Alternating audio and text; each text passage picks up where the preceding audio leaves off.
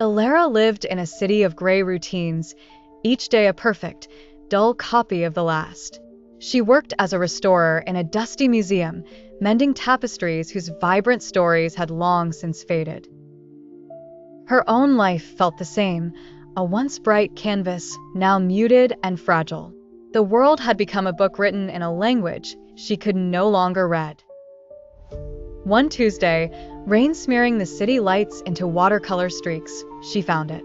Tucked behind a crate of discarded ledgers in the museum's basement was a small, tarnished silver inkwell.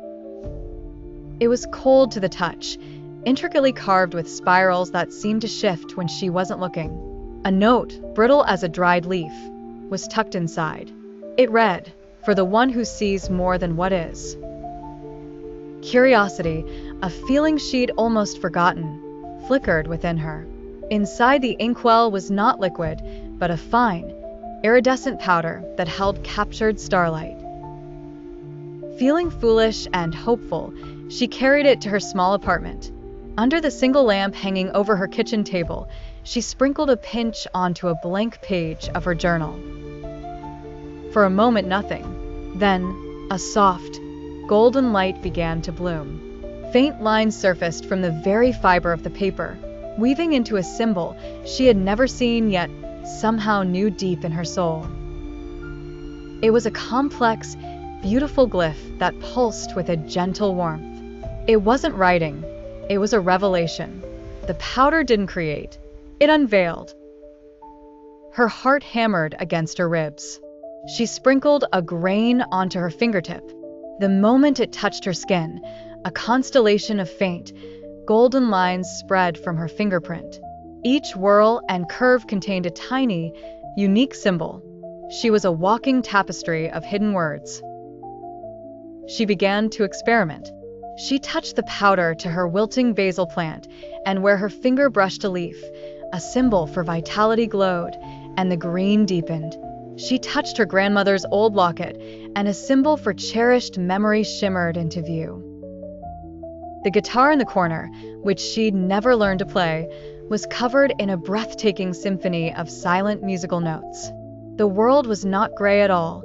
It was blazing with a secret, luminous text, and she, finally, had been given the eyes to see it. Alara was ecstatic. She thought she had found the ultimate cheat code to life.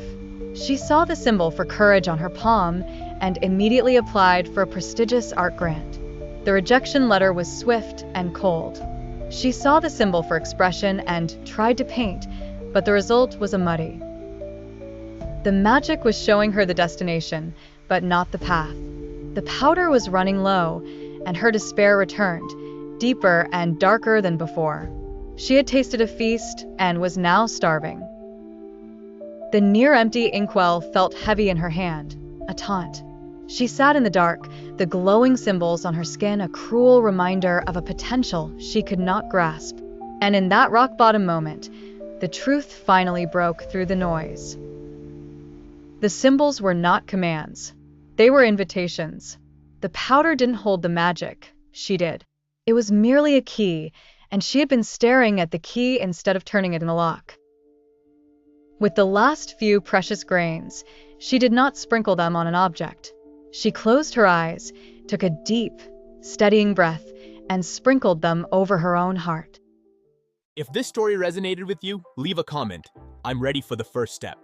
Thank you for being here. Please like, share, and subscribe to our channel.